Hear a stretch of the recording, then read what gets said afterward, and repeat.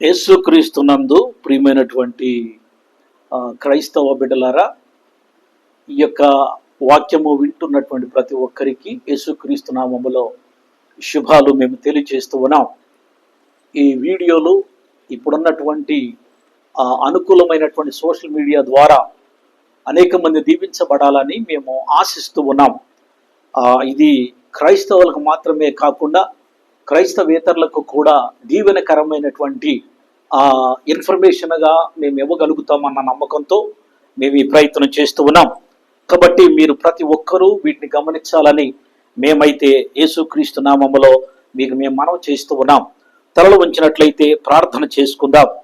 కృపా సత్య సంపూర్ణుడు అయిన ప్రియ పరలోకపు తండ్రి, నీ మహోన్నత నామానికి వందనాలు స్తోత్రాలు తెలియజేస్తూ ఉన్నాం.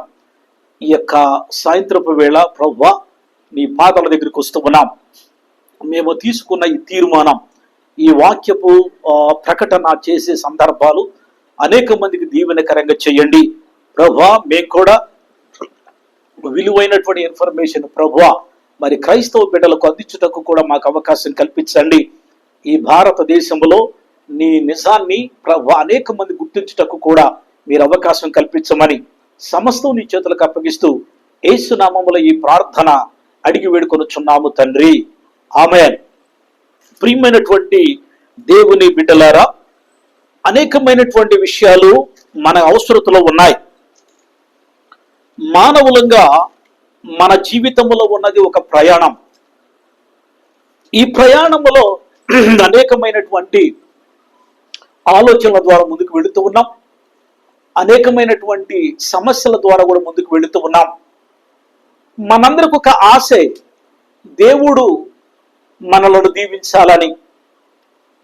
ఖచ్చితంగా దేవుడు దీవించగలిగిన వాడు, ఆయన కృప కలిగిన వాడు, ఆయన వాత్సల్యత కలిగిన వాడు, ఆయన ఎడతెగని ప్రేమ కలిగిన వాడు.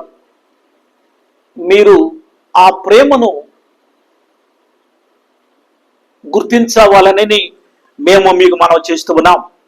ఇక్కడ ఆలోచన చేసినట్లయితే ముందుగా ఒక కీర్తన భాగములో దేవుడు 128 దావీదు కీర్తనలో ఇలా ప్రస్తావన చేశాడు. యెహోవా యందు భయభక్తులు కలిగి ఆయన త్రోవల యందు నడుచు వారందరూ ధన్యులు. నిశ్చయముగా నీ చేతుల కష్టార్జితం అనుభవించెదవు. నీవు ధన్యుడవు, నీకు మేలు కలుగును. నీ లోగిట నీ భార్య ఫలించు ద్రాక్ష వల్లి వలె ఉండును. నీ భోజనపు బల్ల చుట్టూ నీ పిల్లలు ఒలివల మొక్కల వలె ఉందురు. నిజమే, దేవుని యొక్క మనం కోరిన విధానముగా దేవుడు కూడా తన ఆలోచన మన ముందు పెట్టాడు. మానవులముగా ఫలించాలనేది సహజమైన కోరిక. ఫలించాలి కూడా. ఫలించాలి అనేటువంటి ఆలోచన లేని వాడిని దేవుడు కూడా ఏమి చేయలేడు. ఫలించాలి అనే ఒక ఆలోచన మనకున్నప్పుడు ఎలా ప్రయాస పడాలో అనే ప్రయత్నానికి కూడా మన ఆలోచనలు ముందుకు వస్తాయి. ప్రయాస పడాలి. దేవుని వాక్యము కూడా అదే ఉంది కదా. నిశ్చయముగా నీ చేతుల కష్టార్జితము నువ్వు అనుభవిస్తావు. నీవు కష్టార్జితము అనుభవించడానికి నీవు కష్టపడి పని చేయాల్సిన ఆవశ్యకత కూడా ఉన్నది. ఎందుకంటే దేవుడు దాని మీదే మన ప్రాస్పెరిటీని కట్టుకునే ప్రయత్నం చేస్తూ ఉన్నాడు. మొదటిగా భౌతికంగా మన రెస్పాన్సిబిలిటీ మన ప్రయాస. రెండవ రెస్పాన్సిబిలిటీ ఆయన యందు భయభక్తులు కలిగి ఉంటాం. దేవుని యందు భయభక్తులు ఎంత ముఖ్యమో మన ప్రయాస పడేది కూడా అంతే ముఖ్యం. ప్రయాస పడకుండా పని పాట లేకుండా ఖాళీగా మనం ముందుకు సాగుతూ ఉన్నప్పుడు దయచేసి మన ప్రాస్పెరిటీ బలహీనపడుతుంది. సేవకులమైనా ఎవరమైనా సరే మనం అందరము కూడా ప్రయాసపడి ముందుకు వెళ్ళాలని దేవుడు చాలా ఆసక్తితో ఆశపడుతూ ఉన్నాడు. రెండవదిగా దేవునికి చాలా ముఖ్యమైనటువంటి సమర్పణ జీవితము కోరుతున్నాడు.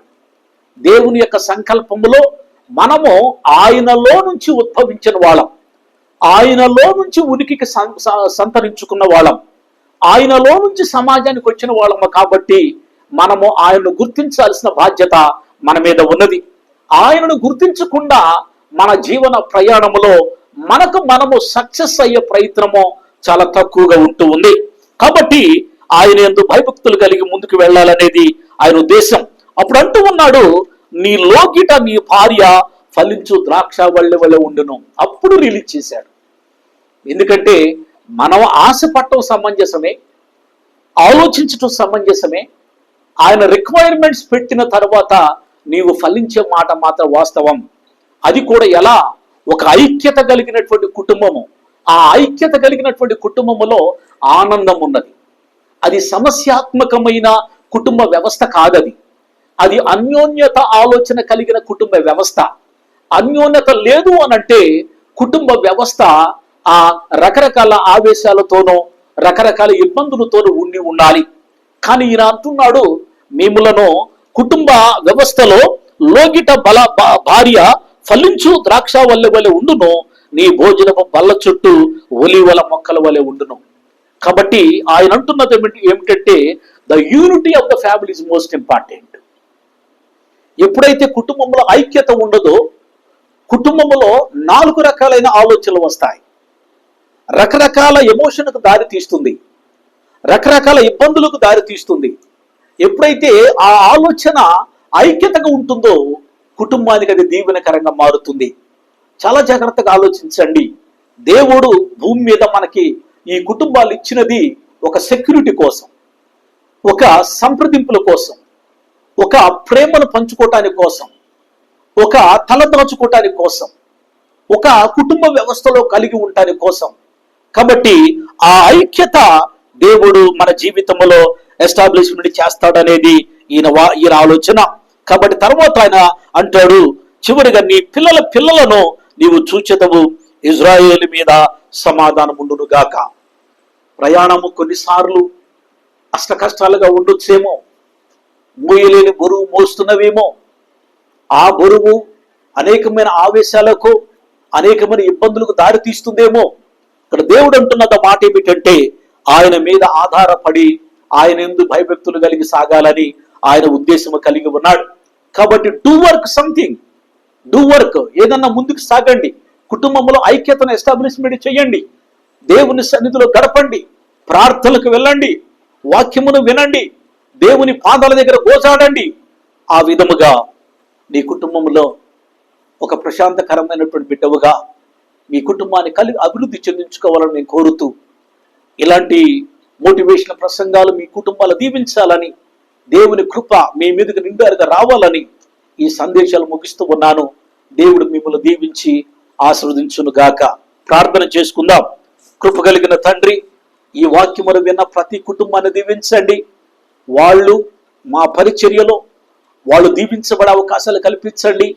ఇంకా మేము అందిస్తున్న అనేకమైనటువంటి వాక్యముల ద్వారా వాళ్ళు ఆశీర్వదించబడి మాతో ప్రేమలో కలిగి మీ యొక్క సహవాసములో మేమందరం కలిసి ఎదుగుటకు కృప చూపించమని వేడుకొనుచు సమస్తం నీ చేతులకు అప్పగిస్తూ యేసు నామములో ప్రార్థన అడుగుతున్నాము తండ్రి, ఆమేన్.